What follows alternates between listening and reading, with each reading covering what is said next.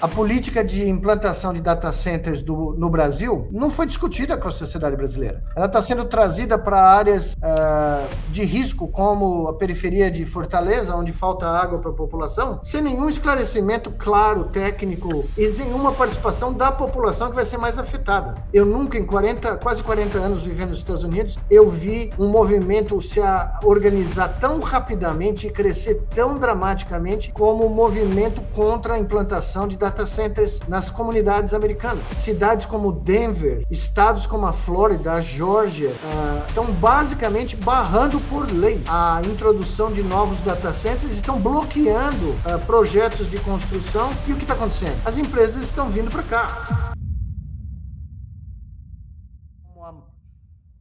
Que nos possibilitaria uma conexão global de todos os seres humanos, uma verdadeira democracia orgânica, vai deixar de ser humana. O conteúdo humano dela vai desaparecer, inundado pela torrente de produção artificial. E isso, para terminar, nos convém, é importante afirmar, nos levou à bifurcação desse instante, onde, primeiro, ninguém em sã consciência consegue dizer o que é verdade. Se você não for testemunha ocular de um evento, nenhum filme, nenhuma foto, nenhum áudio pode ser auditado com certeza, porque até mesmo as ferramentas de inteligência artificial para dizer que o produto que você está auditando veio da inteligência artificial não funcionam. Elas falham em mais da metade das tentativas. Então, primeiro, a verdade está sendo aniquilada. Nós estamos vivendo já na tsunami do pós-verdade. E com todas essas características, a tentativa do fim do trabalho, a destruição ecológica do planeta, a destruição da democracia, que eu nem tenho tempo de falar, mas que é outro subproduto dos overlords das big techs que não acreditam em nenhum tipo de democracia popular. Nós vivemos, nesse instante, a maior bifurcação, provavelmente a maior bifurcação da história da humanidade, onde nós vamos ter que decidir se nós queremos e desejamos continuar sendo humanos, se nós desejamos continuar sendo parte de uma tribo humana, se nós desejamos salvar o planeta da provavelmente maior extinção de matéria orgânica de todos os tempos, que já está a caminho, e alguns cientistas ambientais já dizem ser irreversível, e se nós vamos finalmente decretar a nossa rendição às máquinas.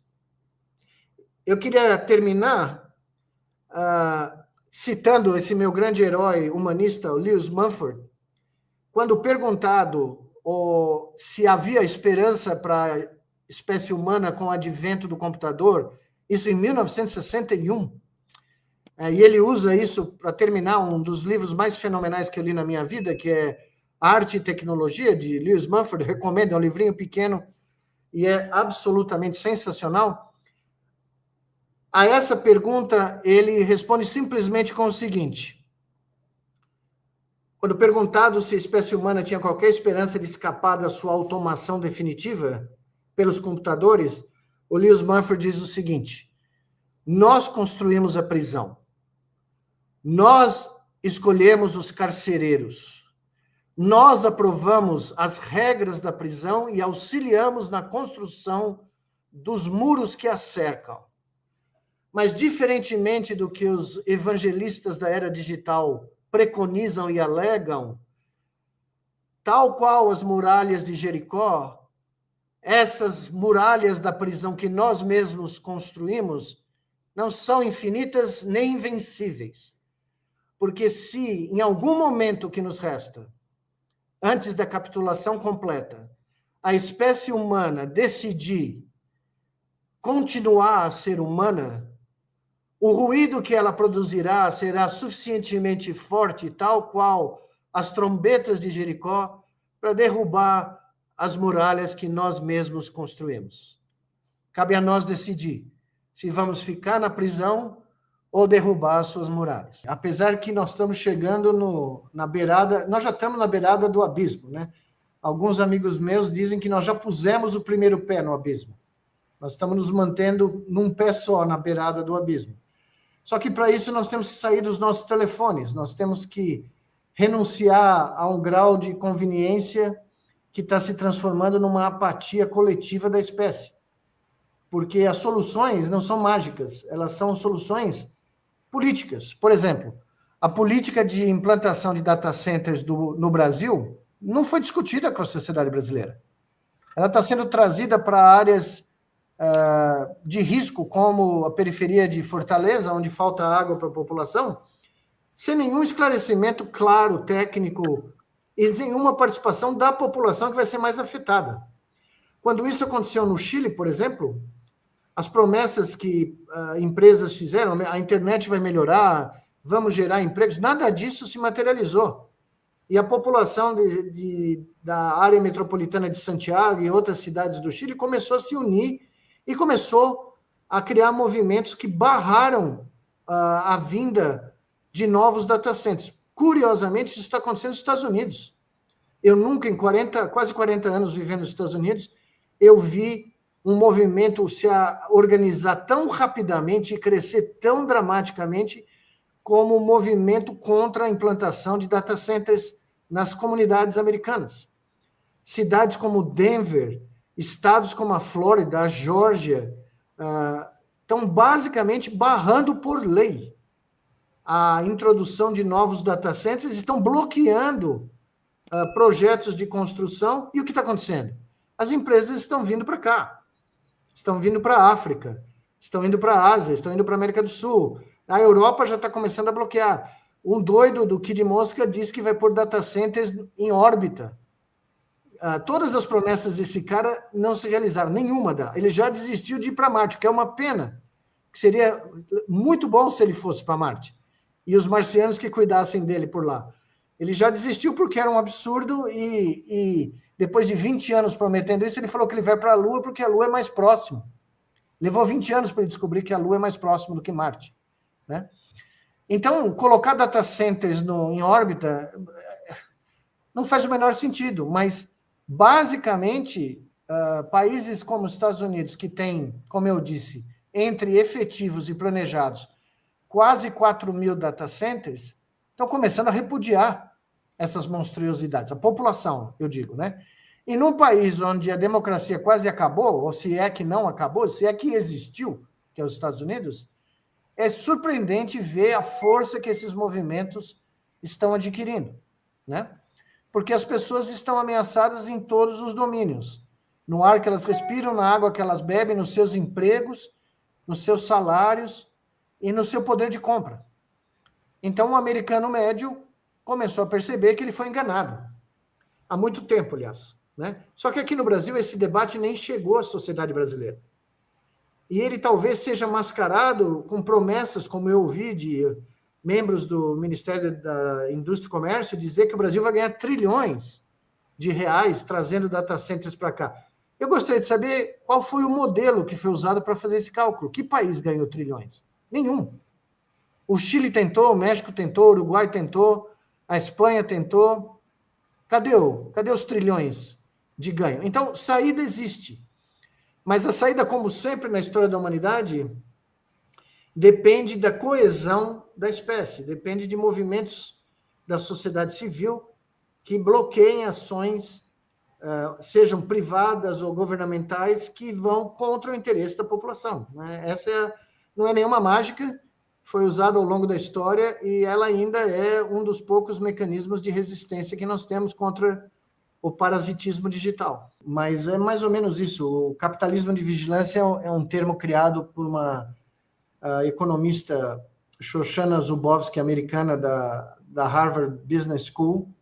É um livro clássico que foi publicado alguns anos atrás e que causou um grande impacto. Eu li o livro e é mais ou menos o que eu disse. São ferramentas de dominação e de controle da mente humana. Não há dúvida alguma. E a saída é o que eu acabei de falar, é a educação, porque, veja, a gente discute educação no Brasil, né, metas, organogramas, reformas educativas, tudo burocracia, tudo coisa de tecnocrata. A gente nunca discute para que a gente quer educação, que tipo de ser humano a gente quer formar, o que é o objetivo de um projeto nacional de educação. Nada disso nunca é discutido. Nós importamos todas as métricas da economia, do economês, pusemos na sala do ministro da Educação, e aí o nosso negócio é cumprir meta. Ou seja, que nem uma fábrica, que nem uma indústria. Número de alunos que graduaram, número de alunos que entraram, número de alunos que estão matriculados, mas a gente nunca discute a essência do que é a educação, para que ela serve, do que nós queremos extrair dela e de que tipo de ser humano nós queremos formar. Enquanto nós não soubermos isso, enquanto nós não definimos isso, fica muito difícil você combater a era da pós-verdade. Porque se você não auxiliar as nossas crianças a desenvolverem o pensamento crítico, o pensamento lógico, incutir nelas o amor ao próximo, o humanismo, a defesa do planeta, desde o nascimento até a pós-graduação, vai ser muito difícil você arregimentar exércitos de resistência. Então, nós ficamos sempre nesses debates superficiais e que não saem do lugar, porque também os nossos governantes não têm nenhuma visão de futuro. Eles querem mostrar números, porque tudo na vida humana foi numeralizado. Infelizmente, o projeto iluminista científico, e eu como cientista é duro falar isso publicamente, mas é a realidade, o projeto do iluminismo, ele foi levado ao extremo, a ponto de se acreditar que toda a condição humana pode ser quantificada, que tudo pode ser financiarizado, que você pode dar um número para tudo. Por isso que a gente dá um número para inteligência, um número para capacidade produtiva, tudo tem que ser numeralizado, porque no momento que você numeraliza, você pode aplicar a lógica do capital e da produção para tudo. Quando eu cheguei na universidade americana, em 1989, ninguém cobrava de mim anualmente quantos papers eu tinha produzido, quantas ideias eu tive, quanto dinheiro eu trouxe. 36 anos depois, era só isso que se falava numa das maiores universidades americanas, que eu trabalhei durante quase 30 anos. Quanto dinheiro você trouxe para a universidade, quantos papers você publicou, quantos alunos você teve, ou seja, métricas de uma empresa, de uma indústria. Eu não assinei para isso quando eu era moleque. Aos 22 anos, quando eu comecei a fazer pesquisa, eu não assinei para entrar no modo de produção. E nós nos deixamos levar por isso, né? Hoje você vai publicar um livro, não no Brasil, graças ao Big Bang, eu tenho aqui uma editora que me dá um grande apoio, mas as editoras americanas, a primeira coisa que elas querem saber, quantas palavras vai ter o seu livro? Você tem que pôr isso na proposta do livro. Como é que eu posso saber quantas palavras vai ter o meu livro? Né? Se eu estou começando a escrever o livro nesse instante. Então, tudo virou um fetiche e uma obsessão em quantificar coisas que não são quantificáveis. Qual é a escala do amor ao próximo? Qual é a escala que você usa ao amor maternal, filial, ao ódio, à inteligência, a própria inteligência? As pessoas acham que você olha para o IQ e você define a inteligência de um indivíduo. Pode esquecer.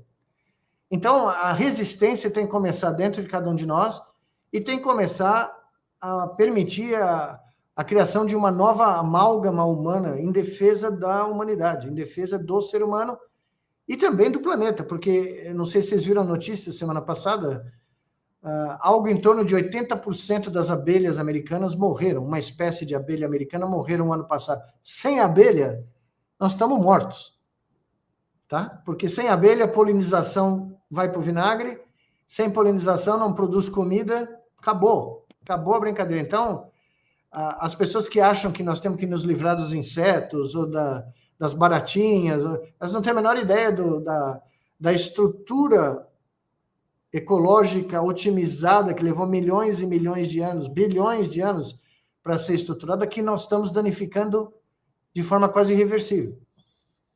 Então, isso teria que ser prioridade. Em vez de procurar mais poços de petróleo, nós devíamos estar cuidando do aquecimento global. que está causando já catástrofes climáticas, quer dizer, no sul, no norte do Brasil, no nordeste, o sudeste nunca tinha visto anticiclones. De repente apareceram 2 em 6 meses, né? Uma cidade no Paraná foi completamente devastada. Eu vi um anticiclone cruzar São Paulo que eu nunca imaginei ver. Eu nasci aqui e eu nunca imaginei ver um fenômeno que eu vi nos Estados Unidos, que são os ciclones, né, os tornados, acontecer aqui. E nós não damos importância, não pomos prioridade nisso. Nós queremos continuar jogando o jogo do mesmo jeito, só que não dá. O tabuleiro foi destruído. Ou a gente muda a estratégia do jogo ou não vai sobrar tabuleiro para a gente jogar.